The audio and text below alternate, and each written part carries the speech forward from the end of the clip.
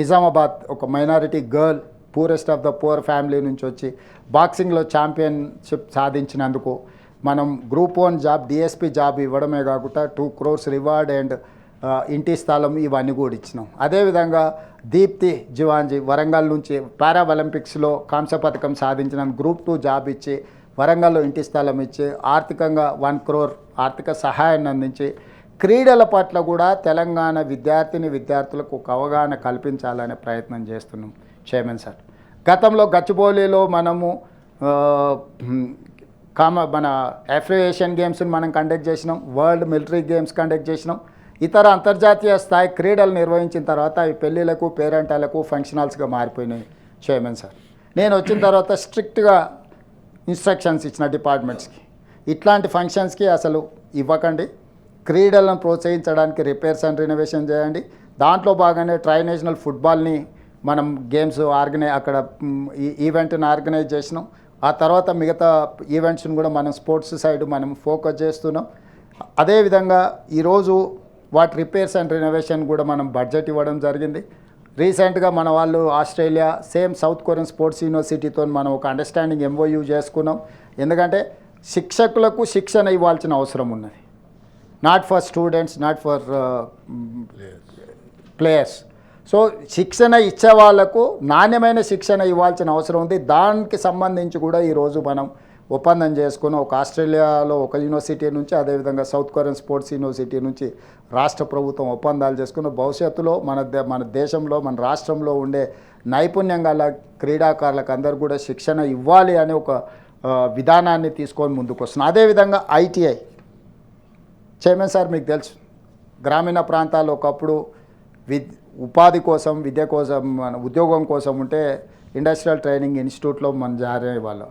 1956లో మొదలైన ఇవి దాదాపుగా తెలంగాణ రాష్ట్రంలో 65 ఉన్నాయి. కానీ ఈరోజు అక్కడ ఇచ్చే శిక్షణకు బయట సమాజానికి ఏం సంబంధం లేదు.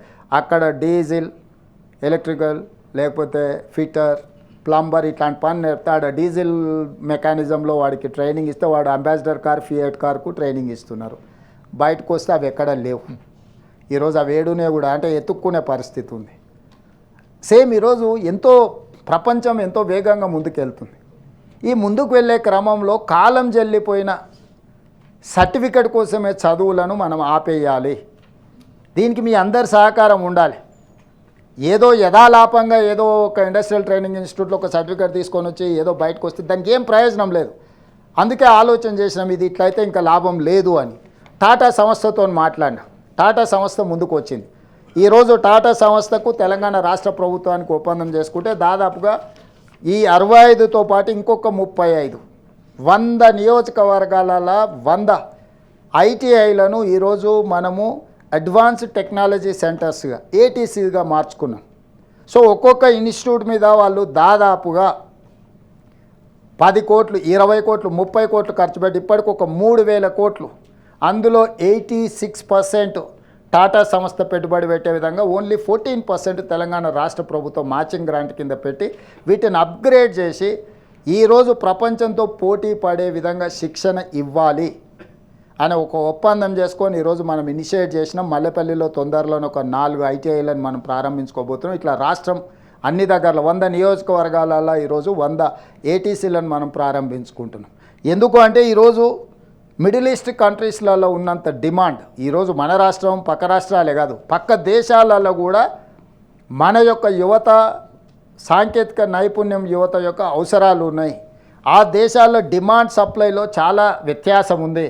అందుకోసమే తెలంగాణ రాష్ట్రం నుంచి లక్షలాది మంది యువకులకు ఇందులో నైపుణ్యపరమైన శిక్షణను అందించి ఇతర దేశాలకు వాళ్ళను పంపించి ఇతర దేశాలలో స్థిరపడమే కాకుండా ఈ దేశంలో, ఈ రాష్ట్రంలో, ఈ సొంత గ్రామాలలో ఆర్థిక ఇబ్బందులు ఎదుర్కొంటున్న తల్లిదండ్రులను, కుటుంబ సభ్యులను ఆదుకోవడం కోసం వాళ్ళకి శిక్షణ ఇవ్వాలని ఈరోజు నిర్ణయం తీసుకున్నాం.